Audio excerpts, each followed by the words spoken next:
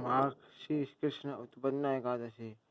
सूची बोले, हे ऋषियों, इस व्रत का वृतांत और उत्पत्ति प्राचीन काल में भगवान कृष्ण ने अपने परम भक्त युधिष्ठिर से कही थी। वही सब मैं तुमसे कहता हूँ। एक समय युधिष्ठिर ने भगवान श्री कृष्ण जी से पूछा, हे भगवान, एकादशी का व्रत किस विधि से किया जाता है और उसका क्या फल प्राप्त होता है? उपवास के दिन जो क्रिया की जाती है, आप कृपा करके सब मुझसे विस्तारपूर्वक कहिए। यह वचन सुनकर श्री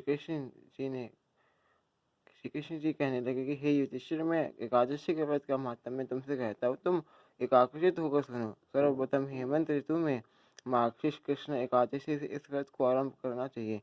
दशमी को सायकाल में भोजन करके अच्छी तरह से तातुन आदि करे, जिससे अन्न का कोई अंश मुंह में न रह जाए। रात्रि को भोजन का ताप भी न करे, अधिक न बोले। एकादशी के दिन प्रातः 4 बजे उठकर सबसे पहले व्रत का संकल्प करे, जिसकी विधि इस प्रकार है। अमुक संवत का नाम ले, मार्गशीर्ष मास से कृष्ण पक्ष से पुण्य पर्वणे एकादशी तिथु। अमुक वासर का नाम ले, अमुक गोत्र उत्पन्न, अपने गोत्र का नाम ले। अमुक नाम हो हम, अपने नाम का उच्चारण करके ब्राह्मण हो तो शर्महम, क्षत्रिय हो तो वर्णहम, वैश्य हो तो गुप्तहम और शूद्र हो तो दासोहम कहे। सकल जन्म शर्मांत आर्जित तानि यानि पापानि तेषानां सर्वनाथ शामनाथ एकादशी व्रत हम कश्चित।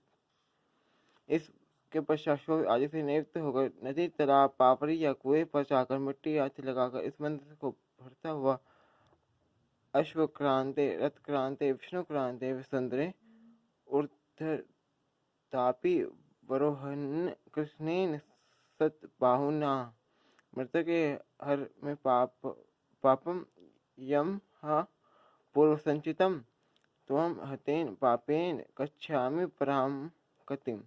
शुद्ध जल से स्नान करे, व्रत करने वाला चोर, पाखंडी, पर स्त्रीकामी, निंदक, मिथ्याभाषी तथा किसी प्रकार के पापी मनुष्य से बात न करे। स्नान के बाद धूप, दीप, नैवेद्य आदि 16 चीजों से भगवान का पूजन करे और रात्रि को दीपदान करे। यह सब कार्य भक्ति और श्रद्धा युक्त होकर करे। रात्रि को सोना प्रसंग नहीं करना चाहिए। सारी रात्रि भजन कीर्तन आदि करना चाहिए और जो कुछ पहले जाने अनजाने में पाप किए हो तो उनकी क्षमा मांगनी चाहिए। धर्मात्मा पुरुषों को कृष्ण पक्ष तथा शुक्ल पक्ष दोनों एकादशी को समान समझना चाहिए। जो मनुष्य ऊपर लिखी विधि के अनुसार एकादशी का व्रत करते हैं, उन्हें शंख होता तीर्थ में स्नान करके भगवान का दर्शन करने से जो फल प्राप्त होता है, वह एकादशी व्रत के 16वें भाग के भी समान नहीं है। व्यतिपात के 3 दान देने से लाखों यज्ञ का फल प्राप्त होता है। संक्रांति से 4 लाख गुना तथा सूर्य चंद्र ग्रहण में स्नान दान करने से जो फल प्राप्त होता है, वही पुण्य एकादशी के दिन व्रत करने से प्राप्त होता है। अश्वमेध यज्ञ करने से 100 गुना तथा 1 लाख तपस्वियों को 60 वर्ष तक भोजन कराने से 10 गुना, 10 ब्राह्मणों अथवा 100 ब्रह्मचारियों को भोजन कराने से 4 गुना पुण्य भूमिदान करने से होता है। उससे 1000 गुना पुण्य कन्यादान का होता है और उससे 10 गुना पुण्य विद्यादान से होता है। विद्यादान से 10 गुना पुण्य भूखों को भोजन कराने से होता है। अन्न दान के समान इस संसार में कोई ऐसा दान नहीं है जिससे देवता और पितृ दोनों तृप्त होते हैं, परंतु एकादशी के व्रत का पुण्य सबसे अधिक होता है। 1000 यज्ञों से भी अधिक इसका फल होता है। एकादशी के व्रत का प्रभाव देवताओं को भी दुर्लभ है।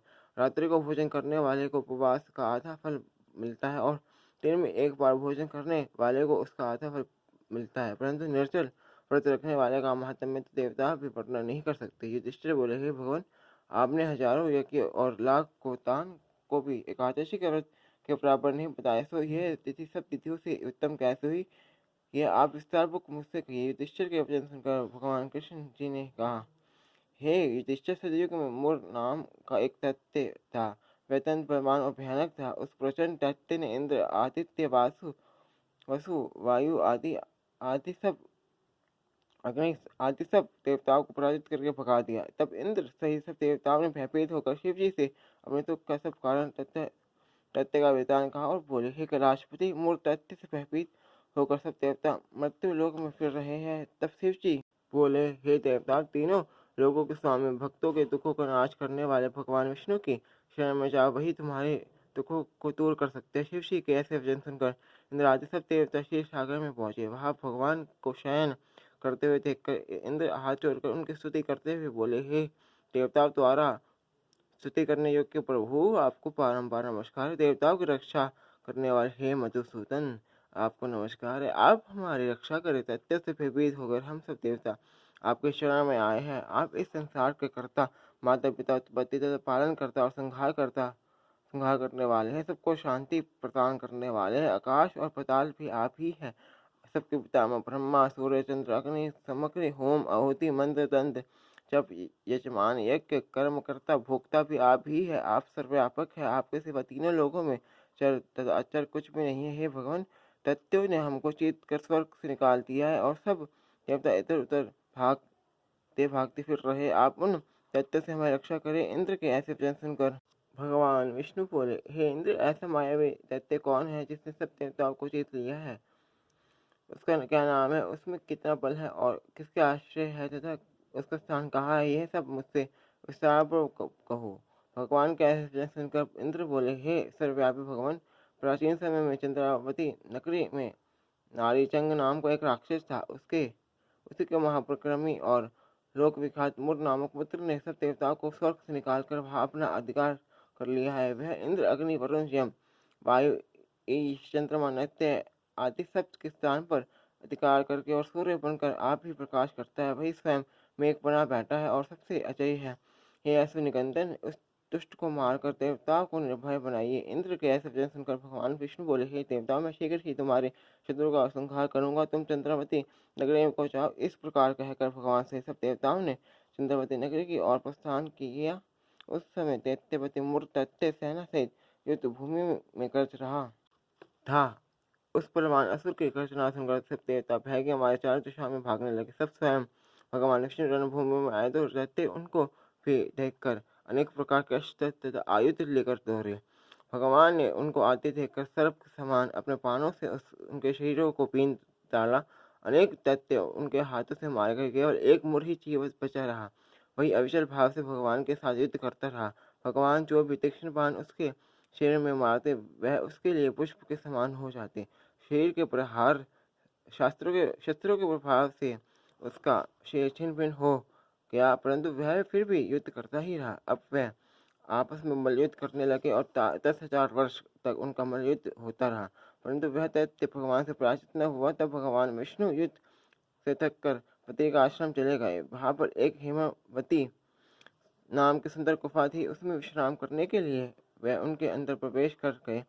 यह गुफा 12 योजन लंबी थी और उसमें एक ही द्वार था। भगवान वहां जाकर सो गए। वह दैत्य उनको सोया हुआ देखकर मारने के लिए उद्यत हुआ। वह अभी मारने का प्रयत्न कर ही रहा था कि उनके शरीर से एक अत्यंत प्रभावशाली सुंदर कन्या अस्त्र शस्त्र धारण किए हुए उत्पन्न हुई और दैत्य के सामने आकर युद्ध करने लगा। वह दैत्य उस बलवान कन्या को देखकर आश्चर्यवंतित होकर उसके साथ युद्ध करने लगे। उस कन्या के ऐसे भयानक पराक्रम को देखकर दैत्य विचारने लगा कि इस कन्या को किसने बनाया है जो एक ऐसा भयानक युद्ध कर रही है।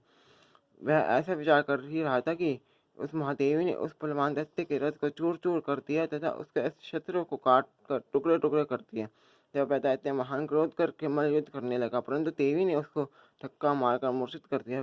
जब वह दैत्य मूर्छा से जागा तो उस देवी ने उसको सिर काट डाला। इस प्रकार वह दैत्य तो पृथ्वी पर गिर कर मृत्यु को प्राप्त हुआ और बाकी दैत्य डर के मारे पाताल लोक को भाग गए। जब भगवान विष्णु की निद्रा टूटी तो उसने मूर्त दैत्य का कटा हुआ सिर व कन्या के दोनों हाथों छोड़कर खड़े देखा। कन्या को दोनों हाथ जोड़कर खड़े देखा। जब भगवान उस कन्या से पूछने लगे कि हे देवी, जिस दैत्य से इंद्रादिक सब देवता भयभीत होकर स्वर्ग से भाग गए थे, उसको किसने मारा है? वह कन्या कहने लगे कि भगवान, जब आप निद्रा में थे तो वह दैत्य आपको मारने के लिए उद्यत हुआ।